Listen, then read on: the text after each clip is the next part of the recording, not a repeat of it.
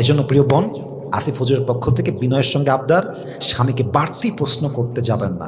একটা আছে, এটারে আগলায় রাখেন, হারাই গেলে তখন কপাল চাপড়ানো ছাড়া আর কিছুই থাকবে না। আপনার স্বামীকে অকারণে সন্দেহ করবেন না, আপনার স্বামীকে অতিরিক্ত চাপ দিবেন না। এটা মেয়েরা বোঝে না। স্বামীর প্রতি চাপ দেওয়া একদম কমায় দেন। স্বামীকে অলওয়েজ স্ট্রেস ফ্রি রাখেন, ডিপ্রেশন ফ্রি রাখেন। ওকে আপনি বোঝান, পৃথিবীর সব জায়গায় গেলে তুমি প্রশ্নের সম্মুখীন হবা, পৃথিবীর সব জায়গায় গেলে তুমি রেস্ট্রিক্টেড ফিল করবা, পৃথিবীর সব জায়গায় গেলে তুমি অশান্তির ছোঁয়া পাবা। বাট তোমার বউ তোমার লাইফে এমন একজন মানুষ, তুমি পৃথিবীর সব জায়গায় অশান্তি পেলেও তোমার বউয়ের কাছে আসলে তুমি শান্তির ঠিকানা খুঁজে পাবা। ঠিক কিনা বলে? এই ফিলটা আপনাকে দেওয়া লাগবে অ্যাজ এ ওয়াইফ। এই ফিলিংসটা আপনার স্বামীকে আপনার দিতে হবে যে তোমার ঘরটা হচ্ছে আসল শান্তির জায়গা, আমি তোমার আসল শান্তির জায়গা। কিন্তু আপনি বেডি মানুষের তো কাজ নাই, বুঝেনি? সারাদিন হ্যাঁ, কোথায় ছিল তুমি, কার সঙ্গে ছিলা, দেখি ফোনটা দেখি, মেসেঞ্জার দেখি, হোয়াটসঅ্যাপ দেখি, স্ন্যাপ দেখি, তোমার ইনস্টাগ্রাম দেখি, কার সঙ্গে কথা বলেছো, কাকে লাইক দিয়েছো, কাকে কমেন্ট করেছো। সারাদিন বেডি মানুষের কাজ না থাকলে এগুলো ঝগড়া করে জীবনটা শেষ করে দেয়। ঠিক কিনা বলেন? একজন বুদ্ধিমতী নারী কখন তার হাজব্যান্ডকে অকারণে সন্দেহ করে না, অকারণে চাপ ক্রিয়েট করে না। অতএব don't create any pressure for your husband and don't doubt about him. তাকে নিয়ে অতিরিক্ত সন্দেহ করবেন না, অতিরিক্ত প্রেশার ক্রিয়েট করবেন না। আপনার স্বামীকে পরকীয়ার থেকে বাঁচাবে একজন, তিনি কে? স্বামী যখন দেখে যে বউ অলওয়েজ চাপ দেয়, অলওয়েজ সন্দেহ, খালি প্রশ্ন, খালি প্রশ্ন, খালি প্রশ্ন। ইভেন অনেক বউ তো এমন আছে যে বাড়তি প্রশ্ন করতে গিয়ে স্বামী ওই জায়গায়, ওই মুহূর্তে, ওই কনভারসেশনে তালাক দিয়ে বসে থাকে, ওখানেই তালাক।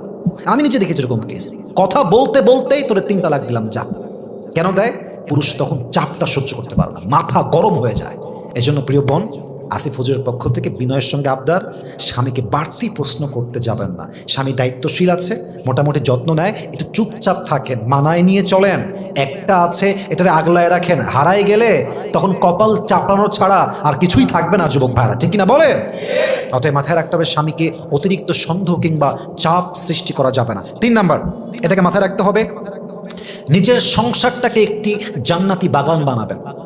জান্নাতি বাগান বলতে আমি এটা বোঝাচ্ছি, যেখানে আপনার স্বামী আসার জন্য পাগল হয়ে যাবে। কেমনে করতে পারেন? আমি জাস্ট কিছু টিপস বলার ট্রাই করছি, maybe it will work for you. আপনার স্বামী আসলে বাসায় তার জন্য ভিন্ন কিছু রান্না করেন, বিভিন্ন রেসিপি শেখার চেষ্টা করেন। স্বামী আসলো, সঙ্গে সঙ্গে একটা ভালো রেসিপি দিয়ে তাকে খাবার দিলেন। দেখবেন ওর যত স্ট্রেস থাক, ওর যত কষ্ট থাক, ওই খাবারটা পেলে, খেলে, আপনাকে সামনে পেলে, ভালো একটা রান্না পেলে, দেখবেন পুরুষের মনটা এমনিতেই শান্ত হয়ে যায়। ঠিক কিনা বলেন যুবক ভাইরা? এটা আপনি ফিল দিবেন। বাসায় আসলেই খাবার, বাসায় আসলেই যা লাগবে রিপ্রেজেন্ট করা, বাসায় আসলেই চা দেওয়া, বাসায় আসলে কফি দেওয়া। স্বামীকে অলওয়েজ এই ভাইবে রাখবেন যে এই বাসায় তুমি যা বলবা তাই হবে, তুমি যেমনে বলবা তেমনে হবে। আরে ভাই, যখন স্বামী দেখবে যে আমার বউটা যত্নশীল, নিবেদিত প্রাণ, জান প্রাণ দিয়ে আমার খেদমত করে, আমার জন্য পাগলামি করে, যা চাই তাই দেয়, যা করি যেমনে বলি তেমনি করে, আমার মনে হয় এটা মানুষের বাচ্চা হইলে, আমি আবারও বলছি, এটা মানুষের বাচ্চা হইলে এই পুরুষ কখনো তার বউকে বাদ দিয়ে পরকীয়া আসক্ত হতেই পারে না। ঠিক কিনা বলেন?